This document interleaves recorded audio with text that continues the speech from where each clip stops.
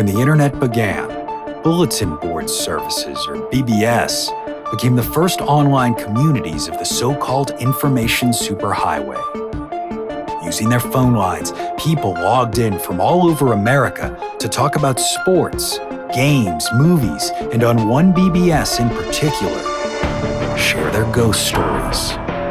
Over time, those communities all went dark, except for one lone server that continues to operate somewhere in an unknown part of Pennsylvania's Rust Belt. A relic of the 1990s, veiled in mystery, it is a digital archive of humanity's strangest encounters with the unknown, as told by the people who experienced them. My name is Brandon Schexnayder, and you are listening to Fear Daily. Subject: Ace. User: elnotaway88. Posted November 6, 1997.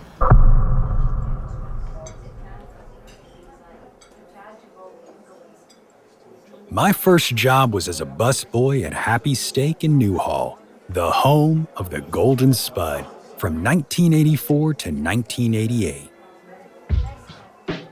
Like most kitchens, it was hard, unforgiving work, but I liked the rest of the staff and we all got along well. Even the owners, George and Vivian, were good people who made sure we were taken care of. Nowadays, it's not a given that restaurant staff can have a free meal while on shift, but they always made sure you were fed and watered. It was smart management because it kept us happy and that made us open to taking on a little extra work when needed. This could be anything from helping out in the kitchen during lunchtime when folks who worked at the Alpha Beta would fill the place up, or in the shoulder season for deep cleaning. The only downside to working there was that the restaurant was haunted, and not in the whole sometimes people see a gray lady way. No, this was a lot more active than that and could, during certain times of year, get pretty aggressive. Most of the year, it was harmless stuff, the sort of thing you might not even notice unless you knew what to look for. All the tables in the dining room had these little jukebox-style mini TVs that you could put a quarter into and watch. Kids loved those things, but whatever it was that lived in the restaurant loved them even more. People who worked closing shifts would talk about how the TVs would just turn on by themselves, even when the dining room was empty. Every now and again, they'd turn on and off one after the other as if someone or something was moving silently down the aisle. The other mild thing that I remember happening was the mixing up of the flags. When Chef put up the orders, he would stick these little toothpick flags into them to mark out how each had been prepared, rare, medium rare, and so on. He may have been slinging shoe leather in a place that wasn't quite Sizzler, but Chef was particular about making sure folks got what they came for, so he never made a mistake with the flags. Still, if there was a moment when no one happened to be looking at the pass while a steak was on there, when we went to pick it up, the flag would be wrong. It was a little thing, and we had a pretty good system for making sure there were always eyes on the window when food was up, but it happened from time to time. The heavy stuff came at shoulder season and was at its worst during the fall. For this reason, we busboys dreaded deep cleaning, which was mandatory and always happened at night. Guys would get pushed down the stairs or hear voices calling them, or sometimes even get scratched, but the one that took the cake happened in my last year at Happy Steak. In '88, I got and was dumped by my first girlfriend, Rita. The whole thing went down just after Rita started her first year at UC Berkeley. She hadn't been up there a week before she called me to say she was a different person than before and felt we were on different paths, which are both code for I'm sleeping with other people. It wasn't exactly a shock. She'd been evasive when I'd asked why she hadn't tried to get into UCLA before Berkeley, but it still hurt. I was drinking a lot, and when deep clean night came around, I just kept going and turned up to the restaurant 3 sheets to the wind. As gracious as George was, if he'd been in that night, I'd have been out on my ass. Luckily for me, he and Vivian were out of town visiting family, so the crew was another busboy, Dave, and 2 of the waitstaff, Melissa and Audrey. We were all cool with each other, and they knew what was going on with Rita, so when I showed up to work drunker than a skunk, they brewed a pot of coffee and let me sleep it off at one of the tables. I don't know exactly what time it was, but I remember being asleep on the table, my head in my arms, when Audrey shook me awake. "Kim, wake up," she said in a whisper. "I need your help." My head was aching, but I had sobered up some, so I grumbled a response and dragged my head up. Audrey was tall and thin, with long blonde hair that went down to the middle of her back. She was giving me a funny look, but then she had also been picking up my slack, so I couldn't blame her too much. "What do you need, Audrey?" "Dave hurt himself. He's downstairs and he needs us to give him a hand." I groaned. "Hurt himself? Isn't he counting down there? How do you hurt yourself counting bags of potatoes?" "I don't know, Kim, but he's hurt. Come on, quickly." With that, she turned and started walking briskly toward back of house. I stood up, trying to ignore the musty taste of booze and cigarettes in my mouth, and followed her. When you walked into the kitchen at Happy Steak, there was a pillar between you and the doorway that went down to cold storage in the basement. I lost sight of Audrey as she crossed behind that pillar and thought I was losing my mind. She was there, then she wasn't. It didn't seem possible. I was on my 5th trip around the pillar when I bumped straight into her, startling her so badly she screamed. "Why are you screaming?" I asked. "You're the one who took off on me." Audrey looked even more confused than I was. "What do you mean? You're the one who disappeared." I felt a strange feeling creep into my guts. She must have seen it in my face because she started looking uncomfortable and just a little pissed off. "Kim, this isn't funny. Is Dave hurt or not?" I stared at her, my stomach starting to sour with apprehension. "You tell me. You're the one who said we had to go downstairs to help him." Audrey, who'd never had a lot of color to begin with, went pale. "When?" "A minute ago. I was sleeping on the table. You woke me up to say that Dave had hurt himself while doing the count, and we had to help him." Just then, the heavy metal door that led from the kitchen to the smoke pit outside crashed shut with a clang, and I smelled the heady smell of weed. Dave walked in from the rear hallway, his eyes glazed. "Where's the emergency?" We both looked at Dave, then at each other. "Who's hurt?" Dave looked puzzled, as if we'd just asked him a riddle. "Melissa. She was in the basement doing the count and hurt herself, right?" It felt like all the air had been sucked out of the kitchen. "Dave?" Audrey asked hesitantly. "Who told you that?" A sneaky smile appeared on Dave's face, like he was being told a joke, and eagerly awaited the punchline. "You did, Ace, like a minute ago." Audrey took a step back. She looked at me, stricken. Before we could say anything else, Melissa's voice came from the other side of the door. "Guys, are you there? I really need your help. I'm stuck." Dave chuckled, too stoned to read the room. Classic Mel. Never send a woman to do an idiot's job. His hand was midway to the knob of the basement door when Audrey dashed forward and grabbed it. She must have had a hell of a grip because the smile on Dave's face was replaced with wounded annoyance. "Ow, Ace, what the hell? Are we gonna help her or not?" Mel's voice, muffled by the door, came through again. "Guys, please come down here, okay? I can't come up. You have to come get me, please. I'm scared." Audrey was still holding Dave's hand, and he looked increasingly unhappy about it.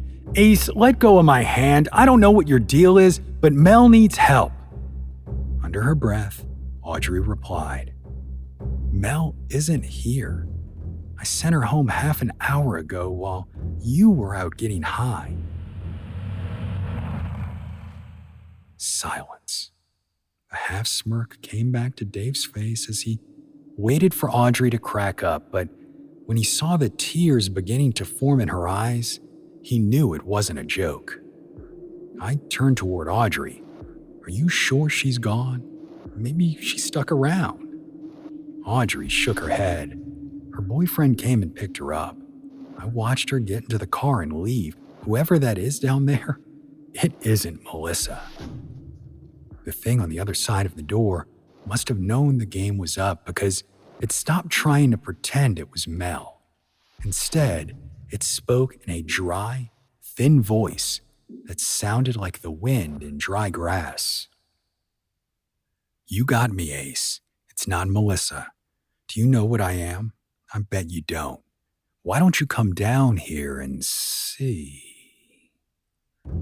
It stretched that last word out until it sounded like a snake's hiss. The three of us drew together, holding hands like little kids frightened of the dark. We jumped in unison as a heavy pounding began to shake the door, the voice dropping into a guttural screech. Come and play with me. Come and play with me. Come and play with me. I don't know which of us ran first, but within seconds, we were all standing in the smoke pit. With the back door closed, we couldn't hear the banging anymore or that terrible voice. In fact, being outside was like being in a completely different world, and it was hard to imagine that what we'd just seen and heard was real. Dave spoke first. What do we do? I'm not going back in there, ever. I didn't have an answer, but knew that there was no way I could go back to work on Wednesday like nothing happened. Ace, what do we do? Audrey was chewing her lip. She was still pale, but some of the color was coming back into her face. She thought for a moment longer before fixing a cigarette in her mouth and replying. We leave. This door only opens from the inside and the front is locked, so no one is going to get in. I couldn't help asking, what about getting out? She shook her head as she fished around in her pockets for a lighter. If it could get out, it would have. Whatever it is, it has to stay in that basement. Dave whined, rubbing his hands over his face. Whatever it is, what are you talking about, Ace? Finally locating her lighter, she pulled it out and flicked it. A flame springing into life. It lit her face up like a spotlight, and I watched her pull on the cigarette until the cherry burned to a bright red. I have no fucking idea, Dave, and don't ever call me Ace again. She exhaled a cloud of smoke. Are we going or what?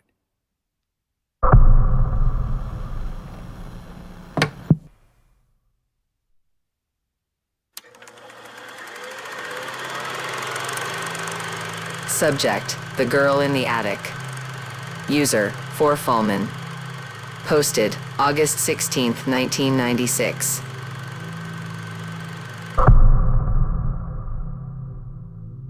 For the last 4 years, I've been living in a haunted attic, and I've just about had enough. The apartment, if you want to call it that, was a deal as far as renting in San Francisco goes, but when you factor in the paper-thin windows and constant chill, the value starts to drop. My landlady, Cynthia, is no picnic either. She's deaf as a post and plays the morning news at a volume roughly equivalent to two planets crashing into one another.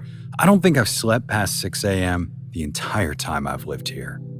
Even the ghost girl who started showing up next to my bed after a couple weeks was something I eventually got used to, but lately, things have begun to escalate, and man, I just want out. Finding somewhere to rent in the Bay Area that wasn't a garbage heap or required me to have half a dozen roommates wasn't easy, so when Cynthia offered me the place after one viewing, I jumped at it. She talks constantly and has an unusual accent, Eastern European maybe, so I didn't catch everything she said on that first day. When I woke up to find a red-headed teenager standing over me, I thought she was a granddaughter whose existence I had missed. My next thought was, if I don't get her out of here, I'm going to end up on some kind of registry. As gently as possible, I said hello to the girl and asked if she was related to Cynthia. She gave me a 1,000-watt smile and blinked right out of existence. Here 1 minute, gone the next. It was the damnedest thing. Prior to this, I wasn't one to believing in anything you might call X-Files-esque. If you could see it, it was real. If you couldn't, it was bullshit. That was my motto. Well, I saw that girl just fine and was wide awake to boot, so I had to chew on that for a while. If she hadn't come back every few days, I might have found a way to write the whole thing off, but as it was, I had to find a way to fold this discovery into my worldview. She didn't do any typical ghost stuff, rattling chains, moaning, anything like that, but instead would watch me or lounge around reading a book. You haven't lived until you can't sit on your couch because a ghost is sprawled out on it reading Archie comics. She never spoke or tried to communicate in any way, but she was as aware of me as I was of her. That much I know for sure. We settled into a rhythm, and I started to think of her as the ghost daughter I never had or haven't had yet. Early last month, around the 10th of September, her demeanor began to change for the first time. Her smile dimmed and she began to look pensive, spending less time with the comics and more just staring out the window. Her shifting mood affected me too, or at least that's what I thought was happening. I began to feel more on edge, less patient.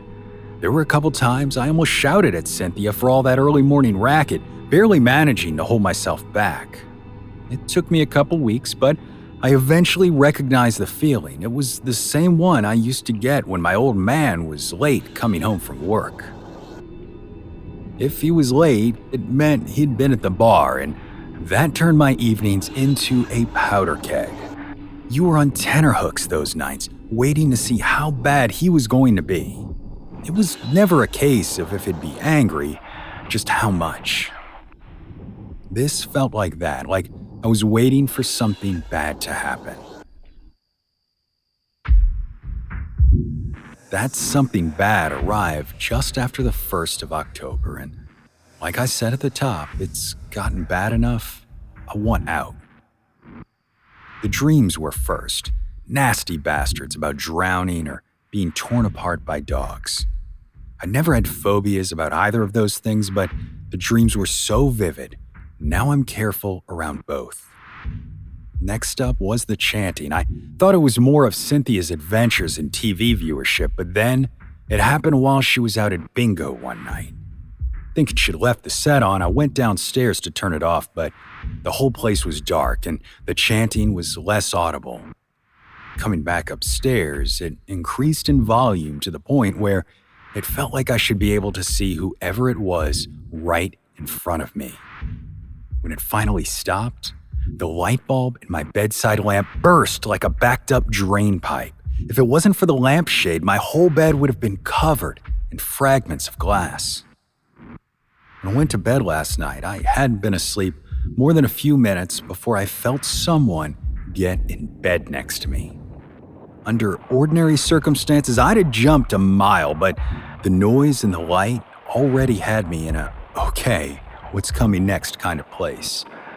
Opening my eyes, I saw that the red-headed girl was in bed with me, and the fear in her eyes dispelled all my discomfort about sharing a bed with a strange kid, dead or otherwise.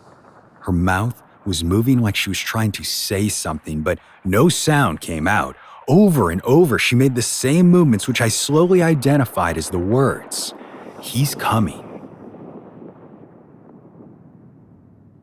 My plan is to get both me and the kid out of here ASAP. Can ghosts move house? I don't know, but we're going to find out before I have to know who he is, where he's coming from, or why.